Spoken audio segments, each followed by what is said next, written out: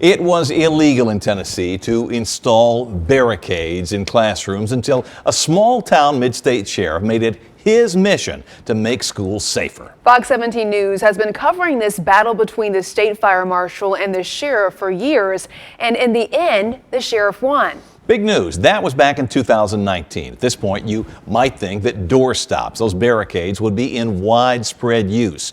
But as Fox 17 News' Dennis Ferrier shows us, that is not the case. He explains why in our Ferrier Files report. Why do this story now, 4 years later? Because we just saw door barricades work in a school shooting in Michigan. And it made us wonder, why aren't they in more of our kids' classrooms? The school shooter at Oxford High School had limited targets.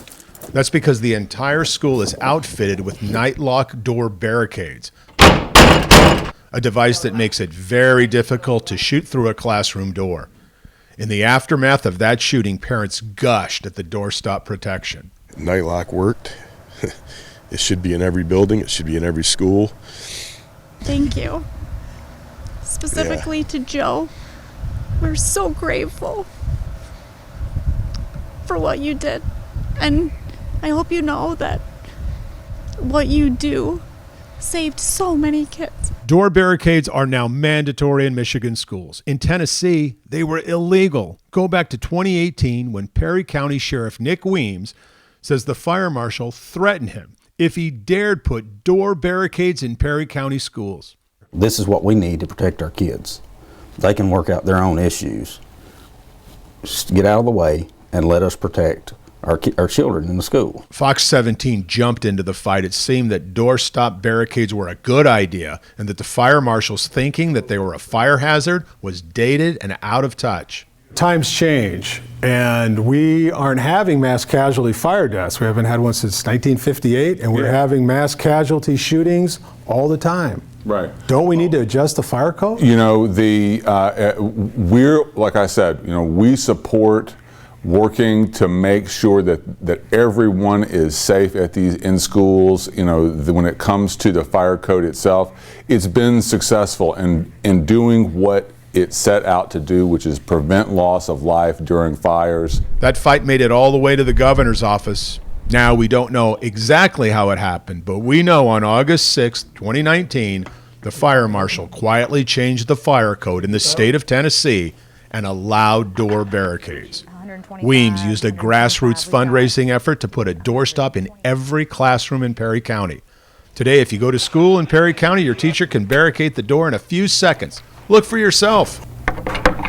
It's that easy. But it is super easy just to keep right next to you, and you can head straight to the door, put it in, and it's super easy to slide in and out. So definitely glad that we have them for sure. First, a shooting in Florida with no door barricade. Oh my God! Children dying in classrooms. And now a student video in Michigan from a classroom with door barricades. Scared, but no one is dodging bullets. Perry County Schools Director Eric Lomax says he can't imagine not having them. We talked about the most important thing, and that's student safety. And I think these locks add another layer of safety to our students and to our staff and our faculty during a crisis like that situation that happened in Michigan. So all this brings up a bigger question. Who else is using door barricades in Middle Tennessee schools? Surprisingly, almost no one. We asked every school district if they were using door barricades. Here are just a few of the answers. Quote, all students watch an active threat plan video. We have replaced doors with solid doors, no windows. We can place our classrooms on lockdown. We lock our doors. Tennessee does not require them. The Nashville Fire Marshal recommends they not be used, unquote. These devices cost $60. It's not exactly a budget breaker. How could you argue against them? The groundwork's been laid. All they have to do is make some purchases and install them. I think that it would, just like Michigan. I mean, if you can save one child's life, it's worth it. To be honest with you, this is one of my greatest accomplishments that I feel like that I have done since being sheriff. We are certainly not in the position to tell school districts what to do, but we thought you, parents and grandparents, that the citizens of Tennessee might find this interesting and might wonder why they're not in your kids' schools. I'm Dennis Ferrier, Fox 17 News, your Code Red station.